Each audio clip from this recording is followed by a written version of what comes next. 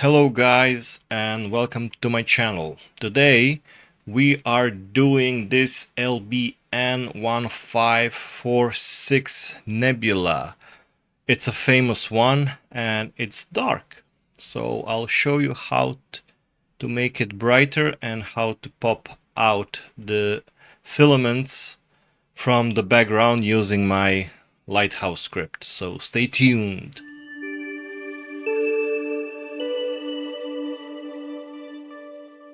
Lighthouse is a completely free script for PixInsight and I plan to keep it that way. If you'd like to help support its development, you can buy me a coffee or join my Patreon page.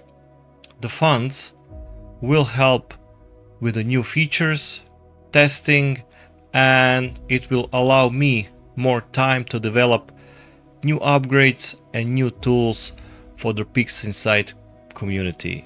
So thank you. There are two ways we can achieve this.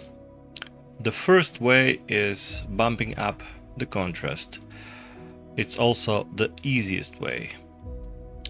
We can bump up the contrast, maybe a bit of texture,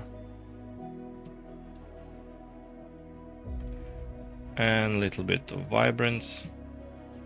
So these adjustments are global, it affects the whole image, and we can see the before after. You can see the nebula is a bit brighter and is popping out of the background. Of course, I'm using a starless version of the image. It's easier this way when you remove the stars, so that's why I'm using it. The second way we can adjust the nebula is, you can guess it, let me restart, our luminosity mask. So let me enable it, let me see the mask. You can see the bright pixels are masked and the dark pixels are less masked. They're not dark. These pixels that are purely black are masked all the way. It's hard to say masks in our native language. Okay, let me remove. And now let me apply a contrast. It's more subtle because we have a mask on, and now when I apply the full contrast, it will just make it a bit contrasty. Before, after, before, after. When I remove the luminosity mask, you can see how strong the contrast actually is without the mask. But I do want the mask to be applied.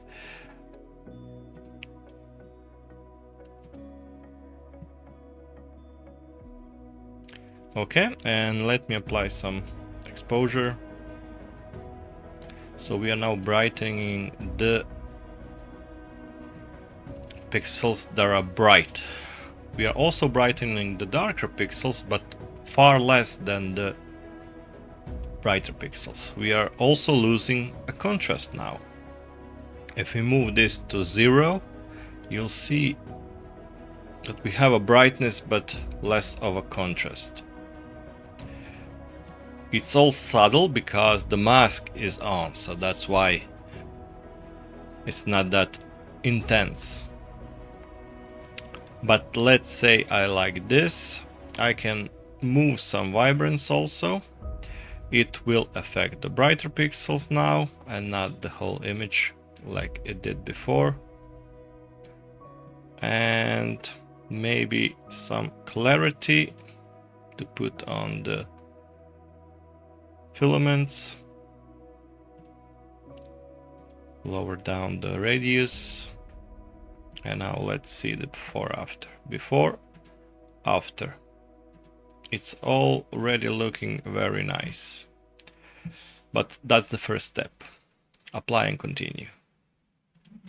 So we are now executing these sliders on the mask lights depth 1. And now it's all resetted. I just now realized that we have some saturation in the dark. So we will use the luminosity masks again, set it to darks, target the darks and see the mask. Let's target the second level of the darks. Let's target the third. Okay, let's see now when I remove the mask and lower the saturation intensity and vibrance. We are now affecting the dark pixels and removing that magenta. I don't know if you can see it in the video, but it's removing the magentas from the background. I can move it to depth 2, and now it's affecting a part of the nebula, so let's leave it at 3. Perfect. Apply and continue again. Now we want to separate the nebula from the background even more. Of course, enable luminosity mask, set the darks, always show the mask so you can see what is it that you're masking. We are on the darks, so we are masking the dark tones, and whites are masking the pixels, not the blacks. Let me choose some lower depth. Okay. Now the whitest parts in the masks are actually the darkest parts in the image. You have to remember that when you are using darks. Let me remove this and let's lower down the brightness. It's maybe too much of an effect. I can always get to the lower effect, by the way, the depth, not effect, and we can see now that we are affecting a little bit less. But now the nebulosity is popping out like crazy. You can see it. Great. Now we can apply and continue. And here is a little trick. Enable luminosity mask. We will do the same. Use the darks, target the 3, and we will now protect the darks. So now we are protecting all the dark pixels, and we are applying the sliders to the bright pixels. This is actually the inverse thing we can do on the dark. So we are actually now applying the sliders to the lights. It's a bit of a tricky thing to do in the luminosity mask, but it's fun. So we can now see the mask. Of course, we are protecting now the white tones. We are not applying the sliders on the whites. We are now applying the sliders on the blacks because we are protecting the darks. Have in mind. Remove the dark, the mask, and let's boost up the saturation. We are now seeing the magenta all across, so we want to protect more of the darks. Okay, even more. Why not? Before, after, before, after. We can now see the saturation is applied on the nebula itself, and on the dark part, on the dark side of the forest, there is a little bit of saturation, but I can live with that. So now this sharpness is popping out also. Apply and continue. It is an iterative process, and that's why we have apply and continue. So you can iteratively process the image one by one step using the sliders and the masks and all other tools. Now, I'm not satisfied with the background. It's still too magenta for me. So again, we can use the darks, set it up to depth 2, target, and lower down the saturation. And lower down the vibrance also. Let's see the difference. We are losing color from the nebula now because the depth is too shallow.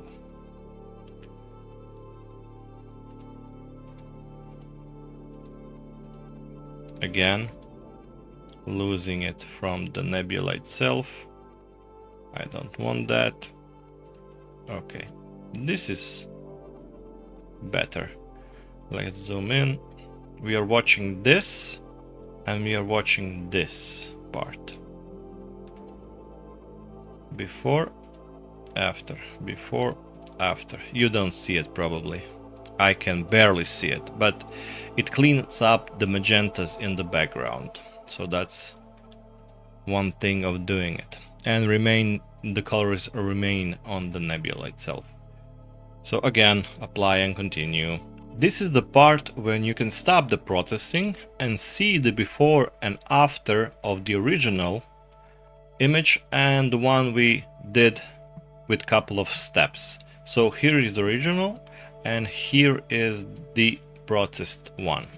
We can link them pressing Ctrl on the tab and moving the tab here. They are now synchronized. Let me just create the file size, not the file size, the window size, and now we can zoom it in and control page down. We can see before after. So this is the original and this is the processed one. And now we can see the whole image. We can zoom here and see what happens. The nebula is popping out like we wanted, but I want to see this. These are very bright parts. I want to see these parts and these parts, how they are holding out.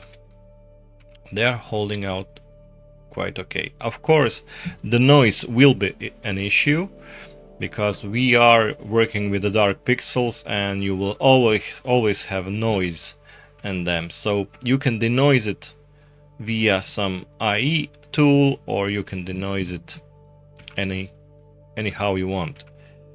But I'm liking this. Let me see the upper part. So now we are inspecting the image. Is it any good? We have some artifacts here, but we have them before. This is from the star extraction. But overall, I am liking it. The one thing I wanted to emphasize are these darker parts of the filaments in this part, in this region.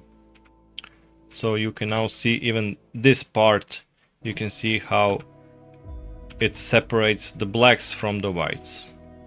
So that's why I wanted to show you how you can utilize the luminosity mask to have some more control for popping out the darker nebulas from the background, from the dark background. When we bring the stars back, now we can see the real difference in the nebula brightness. Here is the before, the original, and here is the after.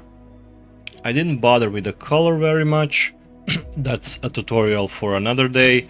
I just want to show how you can use the luminosity mask to brighten up the dark nebulas and separate the space behind it. You can see this part is very well done, very well separated. You can clearly see the space and you can clearly see the nebulas around it. Also here, let me go down and you can see it here.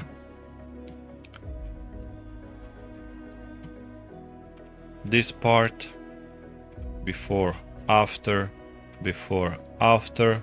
Of course, it's noisy, but that's okay. Before, after, before, after. The whole image, the before, after. Of course, we can lower the intensity of the stars to see the more of the nebula, but I don't care about that at all for now. So that's it. That's how you can use the Lighthouse script for the dark nebulas. Have a great day. Of course, have clear skies and see you in another one. Bye.